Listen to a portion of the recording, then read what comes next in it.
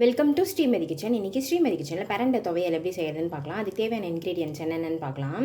கொத்தமல்லி ஒரு கைப்பிடி எடுத்து வச்சுருக்கேன், கருவேப்பிலை, ஒரு பச்சை மிளகா, பிரண்டையை வந்து நல்லா க்ளீன் பண்ணிவிட்டு நல்லா கட் பண்ணி எடுத்து வச்சுருக்கேன். இந்த 4 சைடில் ஒரு இது மாதிரி இருக்கும், அது எல்லாத்தையும் எடுத்துடணும். இதில் ஒரு நரம்பு ஒன்று இருக்கும், அதையும் எடுத்துடணும், இல்லைனா வந்து தொண்டெல்லாம் கறிக்கும்.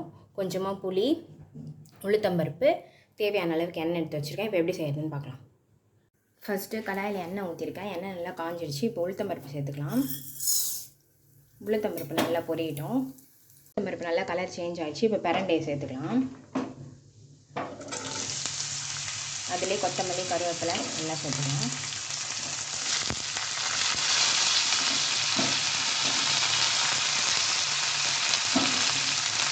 ஒரு பச்சை மிளகாய், புளி சேர்த்துட்டு நல்லா வதக்கிடலாம்.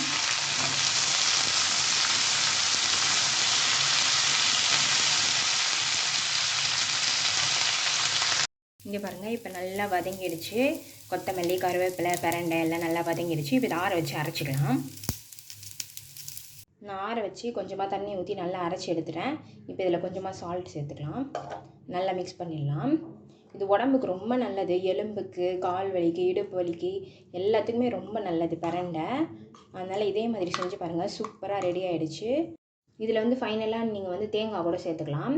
நான் தேங்காய் இல்லாததுனால உளுத்தம்பருப்பு அதிகமாக போட்டிருக்கேன். நம்ம வீட்டில் வந்து தேங்காய் இல்லைன்னா நம்ம உளுத்தம்பருப்பு எக்ஸ்ட்ரா அதிகமாக போட்டு அரைச்சோன்னா இந்த திக்னஸ் நம்மளுக்கு வந்துடும். நீங்கள் தேங்காய் கூட சேர்த்து அரைக்கலாம். இது வந்து உடம்புக்கு ரொம்ப நல்லது. பிரண்டை இடுப்புக்கு, கால் வலிக்கு எல்லாத்துக்குமே ரொம்ப நல்லது. இதே மாதிரி செஞ்சு பாருங்கள், சர்ச் பாருங்கள். வீடியோ பிடிச்சிருந்தா லைக் பண்ணுங்கள், ஷேர் பண்ணுங்கள், கமெண்ட் பண்ணுங்கள், மறக்காமல் சப்ஸ்கிரைப் பண்ணுங்கள். தேங்க்யூ.